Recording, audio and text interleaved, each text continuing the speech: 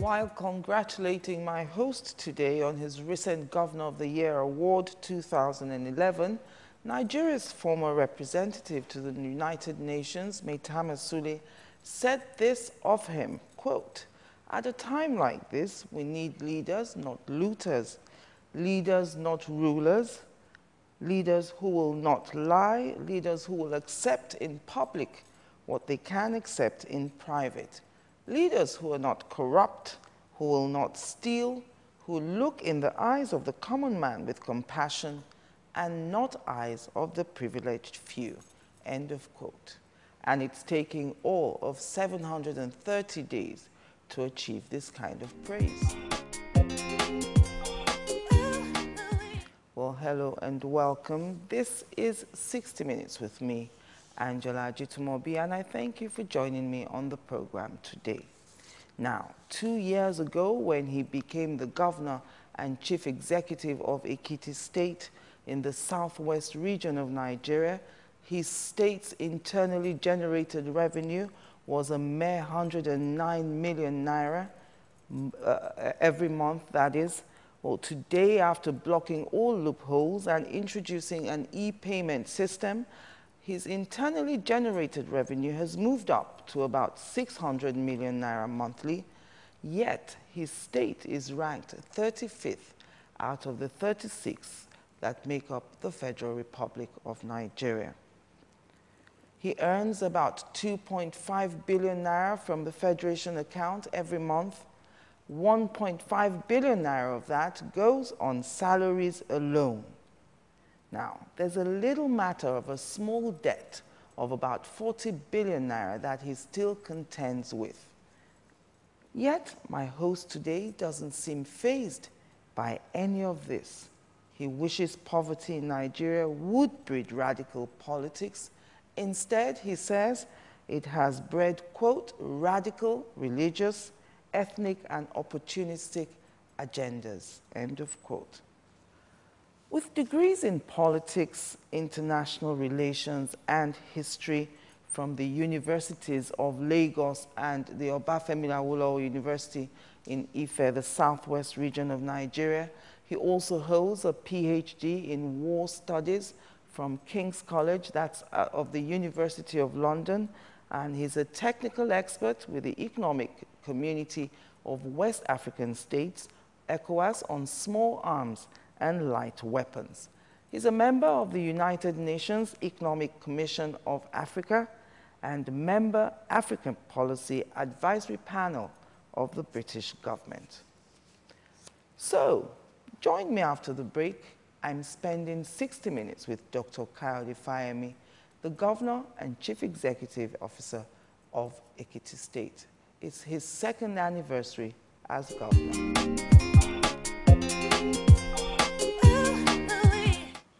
Welcome back. Welcome, Dr. Fayemi. Thank you for agreeing to spend another 60 minutes with me today. It's good to have you back in Ekiti, Angela. Thank you very much. Well, let's start off on the national level. Now, I read you recently, you said with bombs in the north and panic, you said thinking of innovative ways of accommodating social diversity in a democratic frame is a challenge that is at once intellectual and political. And I've thought and thought about those words. I thought, does social diversity explain the reasons behind organizations like Boko Haram, perhaps? At one level, yes. One of the greatest challenges a nation as diverse as Nigeria faces is the ability to manage differences without necessarily throwing overboard national unity, but at the same time allowing people to continue to maintain their own passion, their own core values, their own belief systems, which may not necessarily cohere with whatever we see as the national values orientation. And I think it's an area where we keep struggling as a country, and that's why I believe we're still in search of nationhood. the reality and what history teaches is that no country is automatically a nation. We are all imagined communities. You must imagine it first and then start building the blocks towards an integrated frame that we all believe is ours. Clearly, there is that challenge here, but that challenge is not just an ethnic challenge. It's a political challenge. It's an economic challenge. It's also an opportunistic challenge because you find people cry marginalization where there is none because they want to use that to advance when they have nothing else. Okay. So would you look at that and say that's the consequence of the failure of true federalism? Oh, clearly it is. It is the consequence of a failure of true federalism because there is a tension, a clearly evident tension. There are those who strongly believe that allowing a level of autonomy, which is necessary in any federal entity, is tantamount to calling for secession. And of course, we're a product of our history. This is a country that had gone through a civil war. And there are those who genuinely believe that you must force the unity. At all cost, this must be a united entity. Would we be more willing to accept that unity if we were all allowed to be different? It's not about being allowed to be different. It's about knowing that people come into this space from different perspectives. In fact, many of us are forced into this space. The whole idea of the amalgamation in 1914 of the Southern and Northern Protectorate was not something that was done through a referendum. It was the colonial power that sort of forced us into that. In 61, there was a plebiscite. Of course, in some parts of the country, in Adamawa province, whether you want to come into Nigeria, you want to go into Cameroon, down south in Ikom and Cross River and what is now known as Bakassi, there was a plebiscite that covered that axis. But essentially, those who remain within what Chifawolo called the geographic expression, that space, were not necessarily there because they were Nigerians. But you could argue that which country in the world was automatically a country by birth? None. You evolve over time into becoming what you are. We used to have the Austro-Hungary Empire. There's nothing so called now. You've taken a bit of, we used to have a country called Prussia. It's now essentially known as Germany. USSR. No, that's Russia.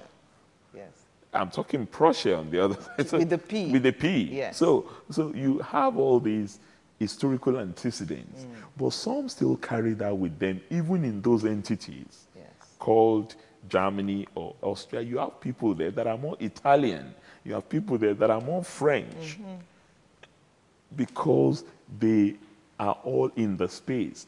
But they still see themselves essentially as members of that country. If you talk to Belgians, the Flemish part of Belgium have their issues than the French part of it. So the point really is we should see Nigeria as a country in search of nationhood.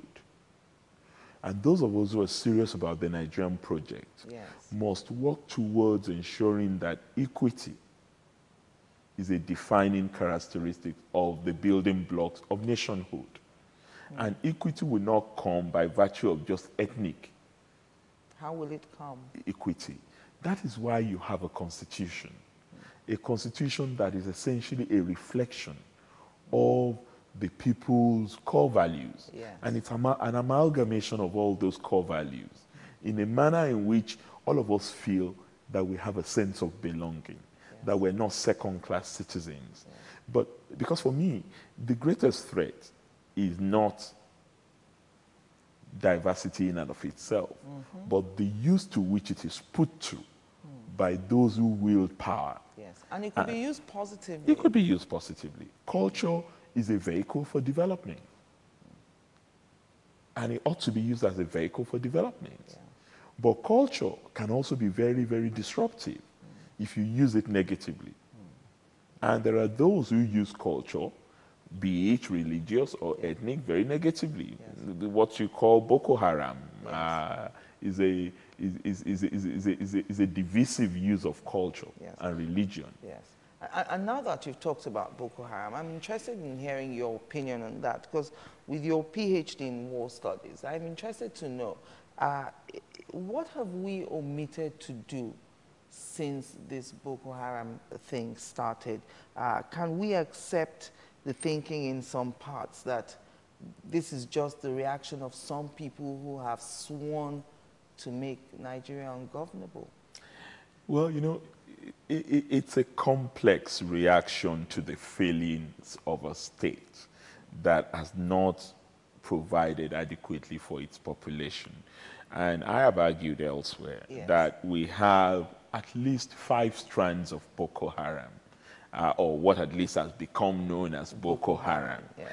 I have talked about the political Boko Haram, which really is a response by people who believe that they are traditional power wielders, and they've now lost power, and they want to gain power. And they figure that the way to regain power is to hang it on some people who basically hate their religion. These are not God-fearing people. Yes. They may claim to be religious, but they're not God-fearing. And they found a tool in President Jonathan kneeling before a Pastor Adeboye and saying, you see, he's an enemy of, and I don't know where Islam preaches that you must denigrate alternative religions or other beliefs. So you have that, the power wielders using religion as a vehicle rather than really being religious or spiritual in any sense. You have the ethnic Boko Haram as well. People who also feel that, look, all these Niger Delta people have just taken over everything, and the rest of the world, they're all over the place. They're the ones running the show as if we're not Nigerians and all that. Forgetting that some of them used to, they were wielding this power for God knows how long, and they look at it in that narrow prison. And also forgetting that the so-called Niger Delta people, do they really represent Niger Delta as the representative of the ordinary people in Niger Delta, as if the sufferings in the Niger Delta has all of a sudden stopped simply because their sons and daughters now sit in the villa? I don't think that's true. 3, you have those have described as truly religious Boko Haram. Those who believe and have links with Hakim, Al-Qaeda in the Maghreb, who have links with Al-Qaeda outside, and those who basically just feel very strongly that they must wage a religious war, a jihad of some sort. They're there. You have what I've also called the economic Boko Haram. And the economic Boko Haram, for me, is the most threatening. Why is that? The reason why it's the most threatening is it provides the opportunity for anybody to come into it. And the people you find in the economic frame of Boko Haram are those who are hard done by society, who feel they have nothing to lose, who are ready to carry anything just for peanuts and say that they're suicide bombers in the interest of Allah or whatever belief they've been indoctrinated to hold. That, for me, is the most virulent. And we have a lot of people in our country, due to acts of omission and commission by government and leaders, that have found themselves in positions of helplessness and helplessness. And they don't see any reason why they should not enter into that destructive space. There's no other option. For them, there's no other option. And of course, you have the opportunistic Boko Haram. The ones I refer to as opportunistic because they see everybody shouts Boko Haram. Yes. So they send you a test that, you know, we have planted a bomb under Third Mainland Bridge. Yes. If you go there, we're going to... Yes. And they send it to you, they send it to me, they send it to everybody. Yeah. They use it to extort. They are 419 Boko Haram. Yes. Okay. But in totality, Yes. whether you are an economic Boko Haram or you are a political Boko Haram, what it speaks to is the malevolence of the Nigerian state and our failure to restore dialogue as an instrument of resolving problems. And it cannot be divorced from the authoritarian streak Yes. of the Nigerian state, particularly the departing military state that has inculcated in us, taking over from them, this militarism, even in our mentality, in everything we do. Yes. That is why we call ourselves executive governors and excellencies and all these superficial titles that we give ourselves, because as far as we're concerned, we're nobody if there are no prefixes to our names, and if there are no suffixes at the ends of our name. We're just non-entities. And it is a problem. It is. All right, we'll take our first break now. Join us again after the break.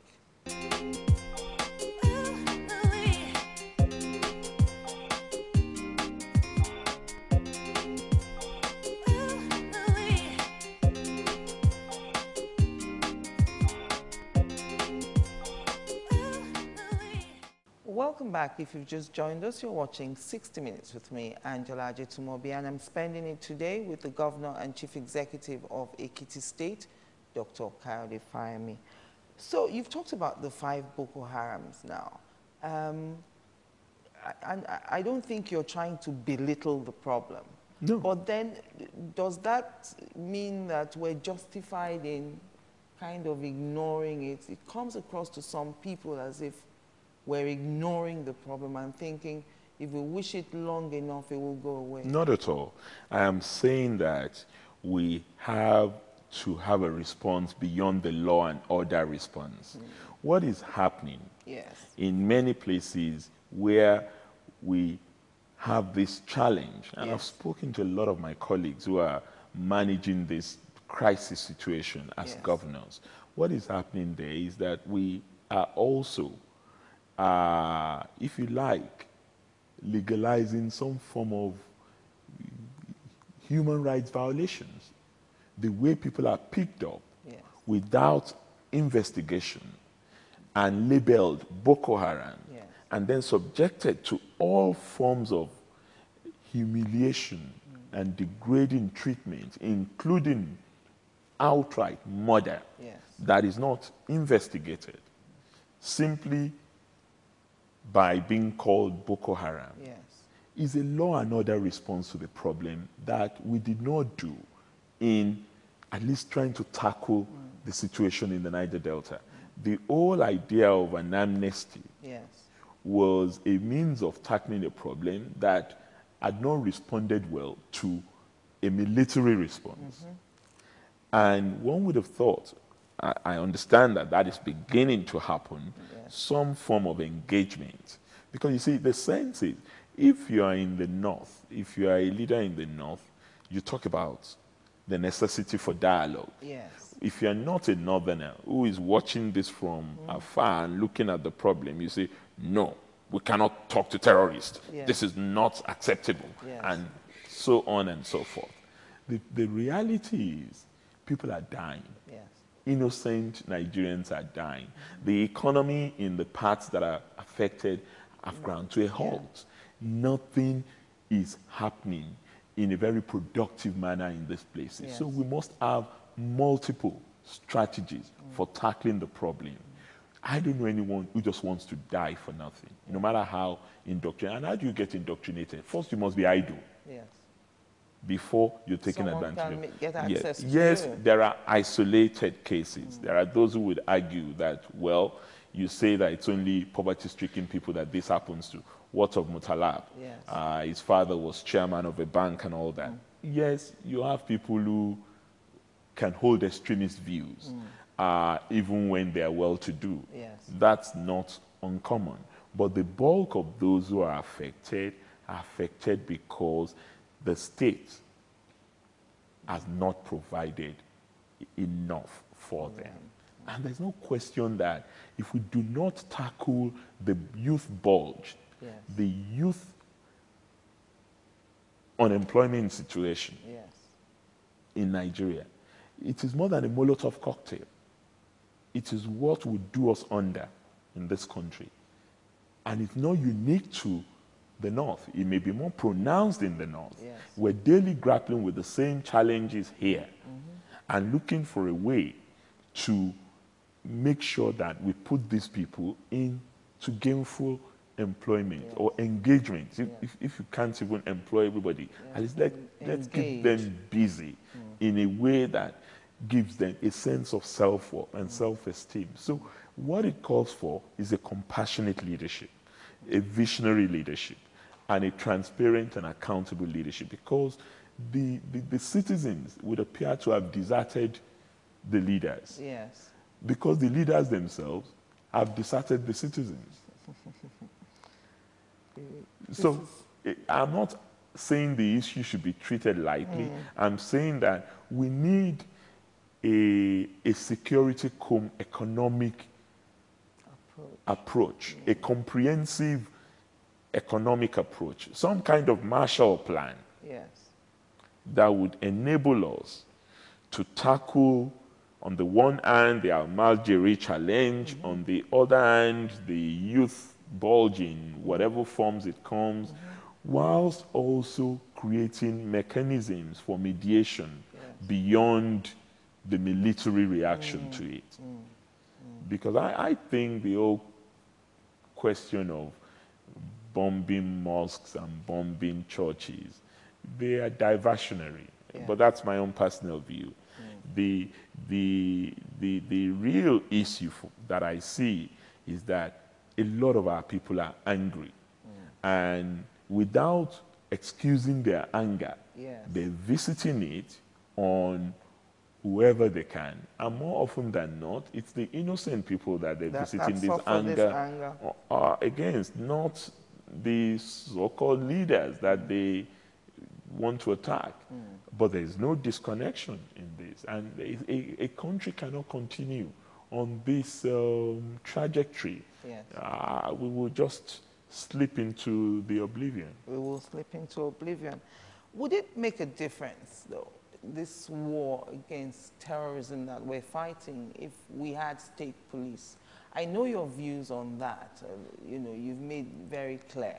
But with all these, explanations that you're giving now, would it be that simple to say, with state police in place, things wouldn't be this bad? It would be simplistic to say that. There are states where you have a federating police, let me call it that. That is police at every level of the federation, where they still experience huge challenges with terrorism.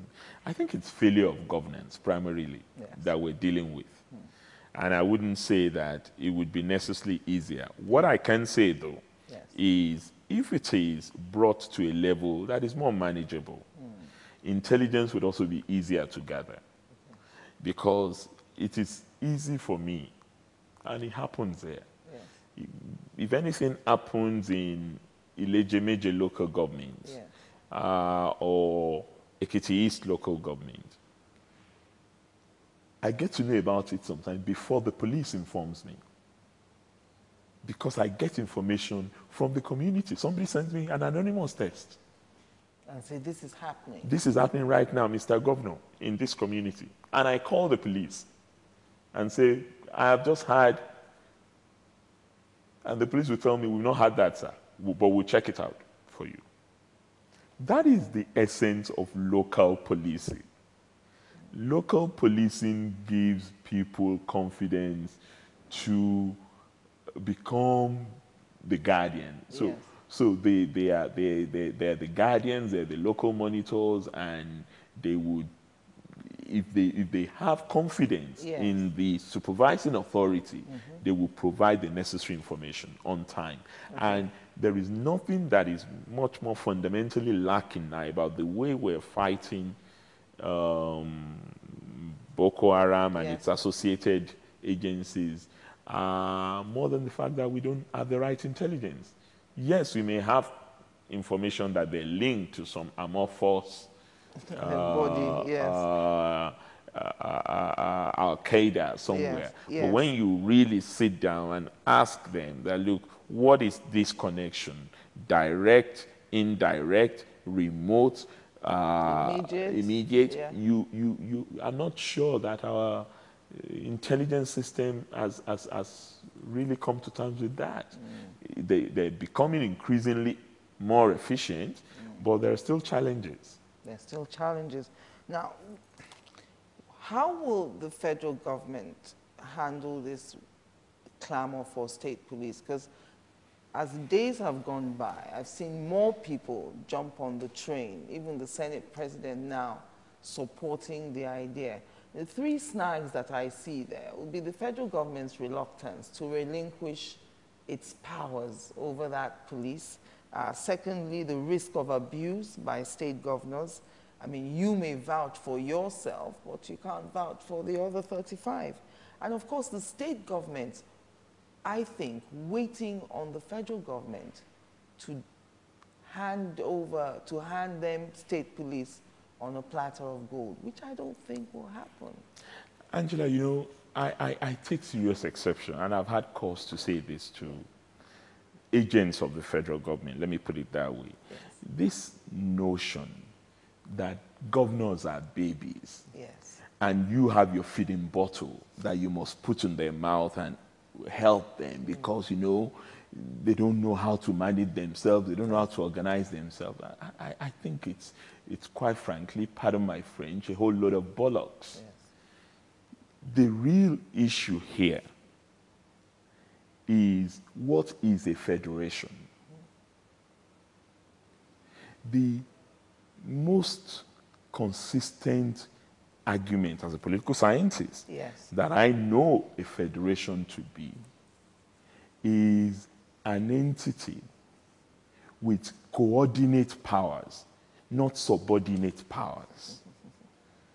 The father of federalism, K.C. Ware, would tell you that federating units must have coordinate powers, meaning that there is no master-servant relationship. There's no senior brother. There is no senior brother in any federalism. And I don't know any federation, as far as my own studies can carry me. I don't know of a single federating unit, a federating state. Canada, Germany, Australia, United States, India, that has a unified police structure. Not one. Anywhere in the world. Even India? Even India. Indian police started work in 1861. And it has a federal police, it has a state police, and it has even a county, local police. Although they receive common training. And sometimes they even have police from Gujarat can go to Kolkata. But essentially, the police commissioner is locally appointed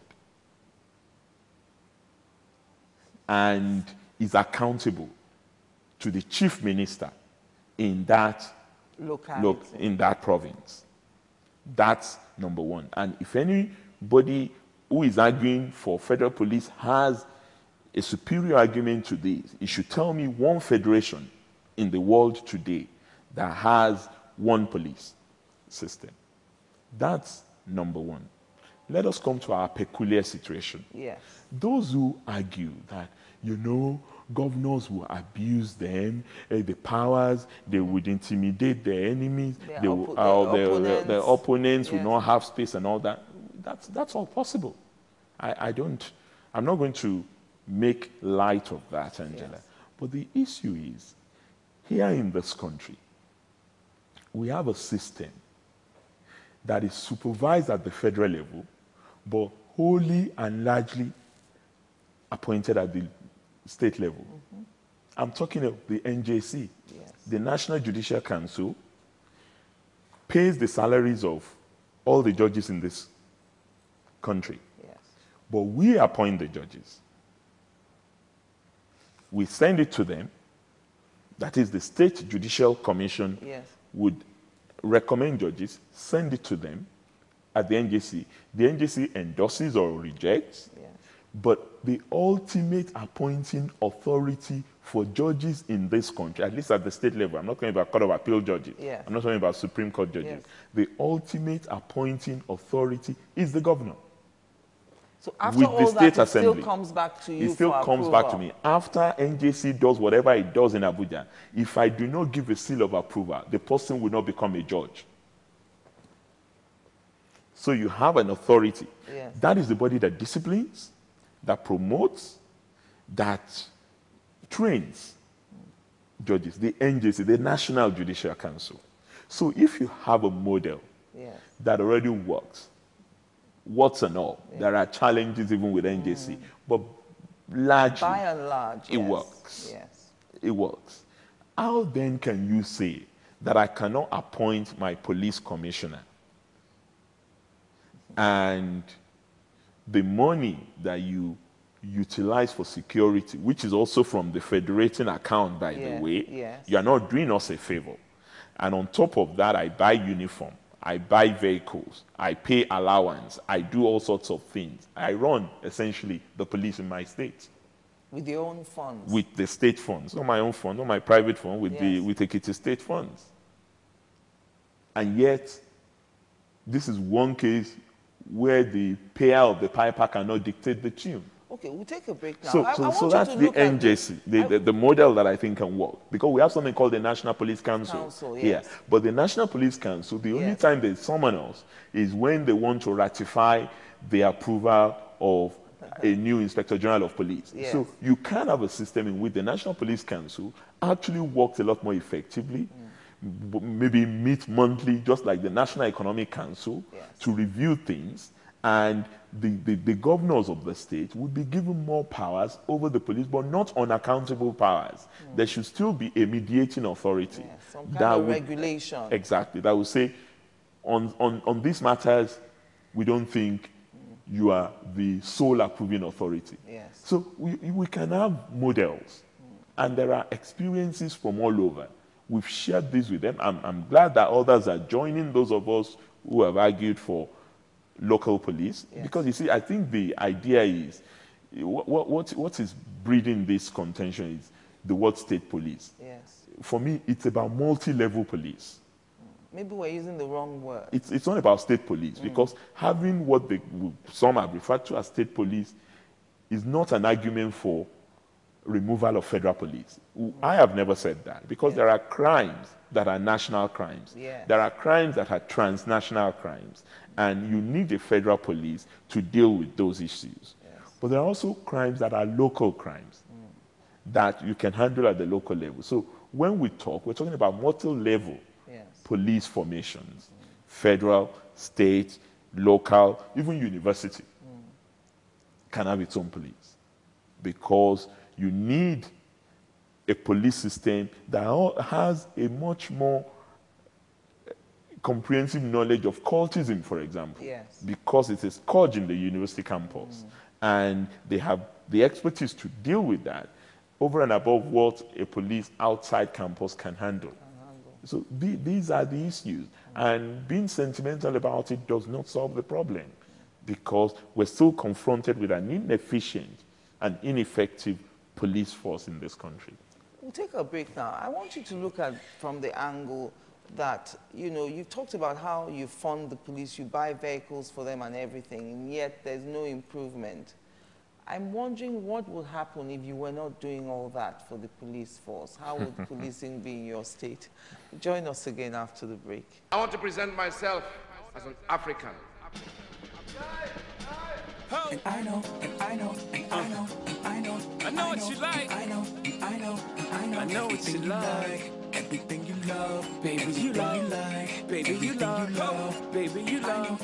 I know, and I know, and I know, and I know, and I know, and I know, and I know, baby, you like love, baby, you like love, baby, you like love, baby, you like love, baby, you love. Welcome back. Now, how would the security situation be in your state if you weren't doing all those things for the police? Frankly, nasty, short, and brutish. We would have been in some jungle. Yeah. I mean, even now that we do it, It's still bad. it's not the best. I mean, things are improved. We're in a unique situation, I must say. It is one of the most peaceful states in the country, so you cannot really compare us with others. I mean, I was talking to a friend of mine yesterday. Yes. Professor Hope Egaga, he's a commissioner in just Delta. He was been kidnapped released. and just got released by kidnappers. And it was scary when he gave me what he went through. And he was kidnapped and kept right there in Delta State, right, in fact, there in Uroboland.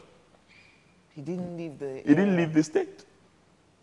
So you have people in Nigeria who have the capacity to take the laws into their hands. And you see, when you have this level of privatization of violence, Yes. it actually calls to question the existence of the state. Because the first duty of any state is security and safety of its citizens. Yes. And when you are unable to manage that, you have to ask yourself what you're doing in office. And it's a question all of us that have been elected into this position should ask ourselves. But then, how do you blame a chief executive who is just a chief security officer in name only? How do you hold him accountable Yes. for something that he has no control over? Wow. Okay. Closely related to this, obviously, the matter of the Alufo, I'm sure you've been following that. I have been following that. That also brought to mind something that had been bothering me, Madam Rebecca Adeomi of Omo Ekiti, the 70-year-old woman who was stoned to death for alleged witchcraft. And you talked earlier about how the failure of the state, may be connected to this, the kind of behavior that we see.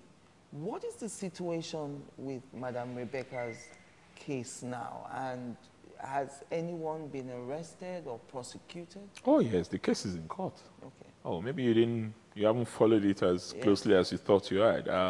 There's no way I cannot be governor here and allow such mindless orgy of violence to occur without any reaction from the state. Yes.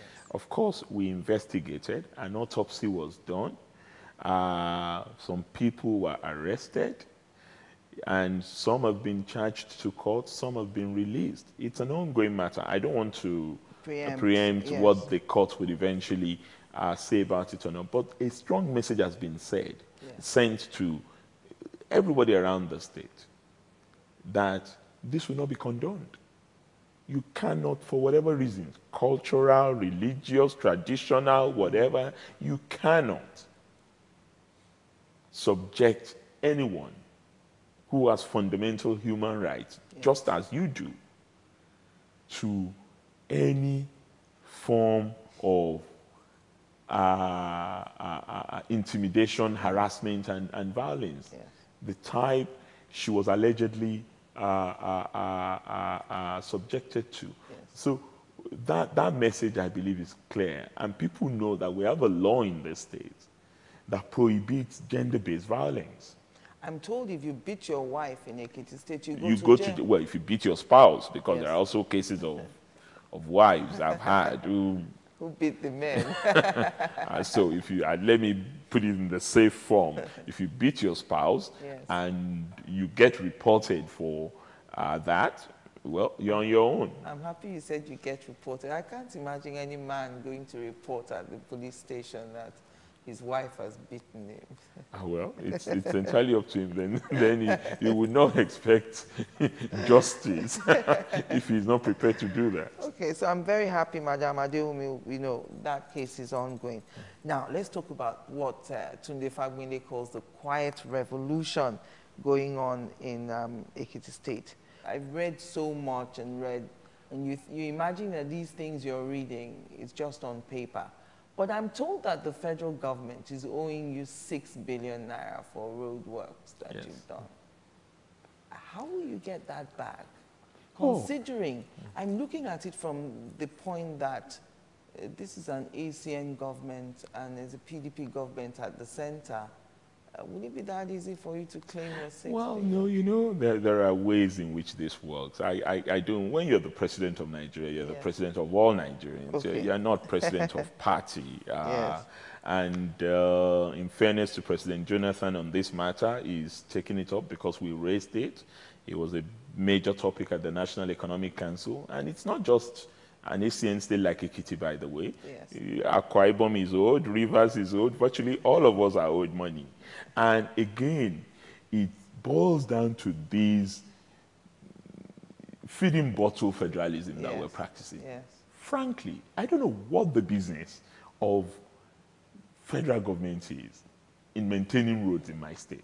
Federal roads, they call them. I don't understand I mean, pardon my ignorance, Yes. but I don't understand the notion of federal road. Yes, some roads are very, very critical to the security of the country. The major arterial outlet from Lagos to all parts of the country is the Lagos-Ibadan Road, the Benin-Shagamu-Ore Road. Yes, you have some roads that would be like that. But when a road is intrastate, not interstate, what is the logic of it being called a federal road? I would expect that what we would do, hopefully, and very soon too, is a situation in which roads that come in to a state in the first instance stop being a federal road when you enter the boundary of a state. Federal government may want to be responsible for the portion that is between states. But internal to the states, I don't see how that would work. Rather, states are more likely to pay significant attention to the road because they're closer to the people. And the truth of the matter, Angela, is the people of Ekiti State don't know a federal road from a state road. They just want roads that work. And they blame me if the roads are not fixed. Who cares if it's a federal They don't care. They just want, this governor is not working. Full stop. So that's how I ended up fixing so-called federal roads. Of course, with the approval of the federal government, because if you're going to fix their roads, they have to be part of it. The Federal Controller of Works, all of the people must come around and do their own technical survey, if you like. That's how it works. Oh, that's how it works. You can't just fix a federal road. Literally, you have to involve them. So, because if they don't sign up to it, you can't get your refund. That's how it works. So you don't get paid. And the situation has become so bad that the president had to intervene, and another round of investigators was sent by the Federal Ministry of Works to look at all the roads we're claiming money for.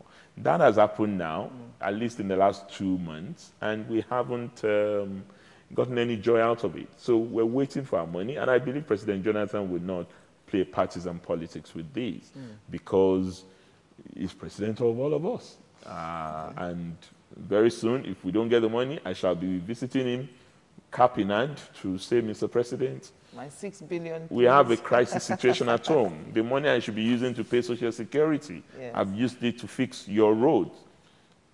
I'm pending the time that you give the roads back to the state. Because why is federal government fixing roads? Why are they buying books for states? Why are they building health centers for states? These are basics that states should be able to handle. That's why we're elected. To do. But it is again what I said earlier, the authoritarian streak Yes. that militarism has inculcated in us, Yes. it's still playing itself out in this country called Nigeria. Still playing itself out. Okay, we'll take a final break now. When we come back, I want us to look at education and your recovery strategies.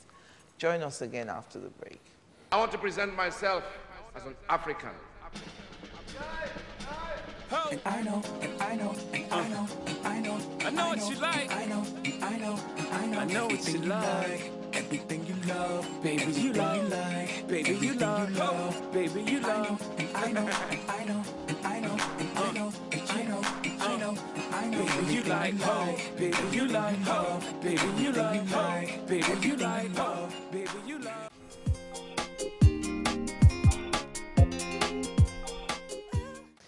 Welcome back. My concluding moments now with Dr. Kayode Fayemi. Now, your recovery strategies in the sector of education. You said the quality of teachers was one of the recommendations of an education summit organized by you and chaired by the late Professor Sam Aluko.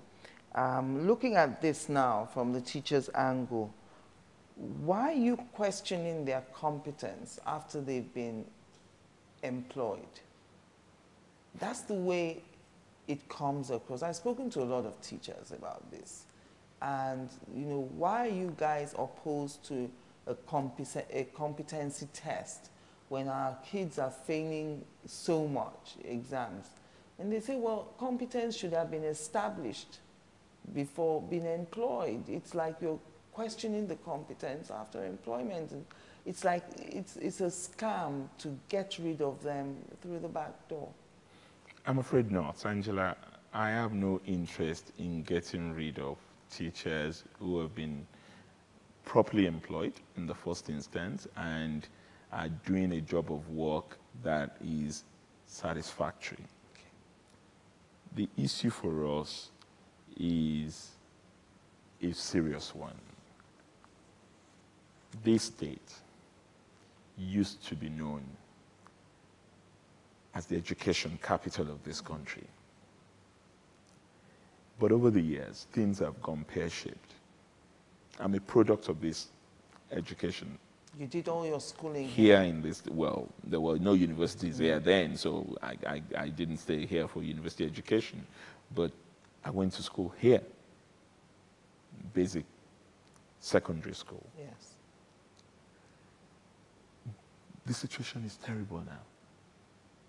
And asking teachers to brush up and find out what the issues are, yes, what the gaps are, it's not questioning their general qualification. But clearly, if the general qualification were enough, we wouldn't be having this level of failure. Let me give you a scary statistic. Last year, when I came in here, yes, as governor, my own school, clearly one of the best schools in this country, Christ School Ajetunmobi, yes, had a pass rate at the WAEC SSC examination of 20%. This is a school that consistently had 90, 100%. In the 60s, 70s, 80s, at least that, yes, the period I was there, probably even until the 90s.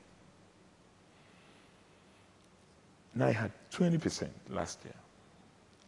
This same school, this year, had 9%. That is 9% of the students that were presented in Christ School at Ekiti for WAEC, yes, passed with 5 credits, including maths and English. Only 9%? So that is only 9% qualified to go to university in Christ School. I'm not talking about other schools. Your guess is as good as mine what is happening in those other schools. But we have in this same Ekiti the Holy Child Catholic Secondary School, down the road from here. Mission school, yeah, run by the Catholics. The Catholic bishop is the proprietor. That school had 99% 99.3% last year. What are they doing different? Thank you. Last year, 99.3%. This year, 100%. In this same Ekiti. And I am told, talking about general qualification, Yes. the teachers that we have in the state system are better qualified on paper and better remunerated Than the ones, than in the Holy ones Child. in Holy Child. So your guess is as good as mine. What has happened? I don't hate teachers. Yes. I don't have a problem with teachers keeping their jobs. But for goodness sake, if you teach 50 students Yes. and they all fail the exam, it's your fault. If you teach 50 students and 40 of them pass, the 10 of them might just be no-hopers. Yes. No one will really blame you for that. You've tried your best. Yes. But you cannot prepare 50 people for an examination and they all fail and you don't take any responsibility. I don't know anywhere in the world Yes. where this happens. So how has it been resolved? Did they take the exam in the end? Did they Oh, some of them boycott the did. exam? Some of them did. Some of them haven't. But ultimately, I assure them they will take the exams. There's no going back on that They exam. will take the exams. All right, the deadline to private schools to register, October 2. You know, why did the state government feel the need to have private primary and secondary schools register? Is it for purposes of more taxation? Not at all. Look, the people who go to private schools are also Ekiti citizens and residents. Yes. And they deserve to be treated well too. I mean, we may not have control over who sends his or her words to private school. Yes. But there are standards that we must still regulate. This is what happens everywhere.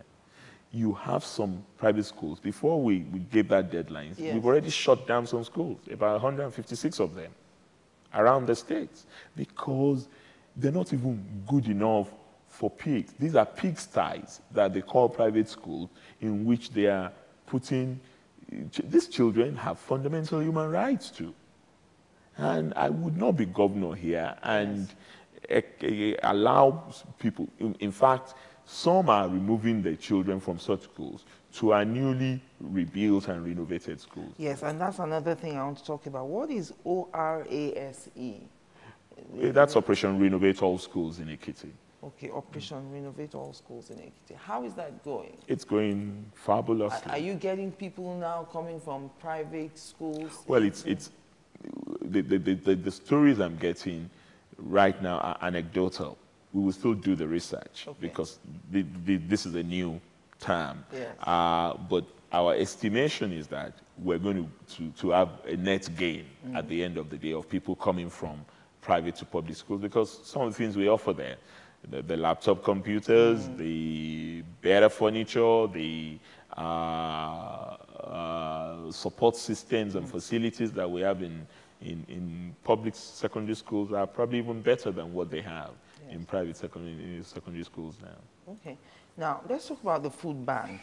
That's a new innovation. I've not heard about that in any state in Nigeria. Who is the target? Who are the people you're targeting with that? You know, Angela, we may pretend as much as we want or like, but poverty is still very, very present.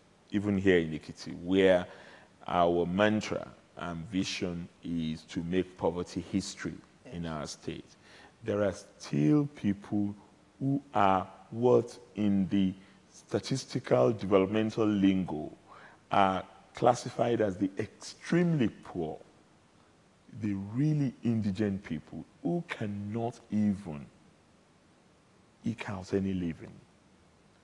They barely struggle on 100, what we used to call 100 when we were in the university. Yeah. Some, not at all. So the food bank is an idea in which those that have been properly screened and are certified to be thoroughly incapable of looking after themselves. It's a flip side of our social security to the elderly. And what the initiative is about is to provide food. In the first instance, I think we're catering to about 200 families. And they were the ones that we launched the initiative with. Yes. But our long-term vision is that we're going to get to a point, yes, hopefully in the next 6 months, where we will have places around the state where those who are qualified would be entitled to at least one hot meal a day. Yes, that's the 1 meal a day program. Yes. It's part of the food bank too. Okay. But there are people who may not even be in a position to cook what we've given to them. So this is like going to Center Point in London. Yes. And you are homeless. Yes. You know that you're going to get a hot meal. A hot meal, yes, when you get there. Yes. So it's just to make sure that we lift everybody out of this poverty trap. And it's not just everybody that we're going to lift out of the poverty trap by giving jobs to. Some are not in a position to work. Yes.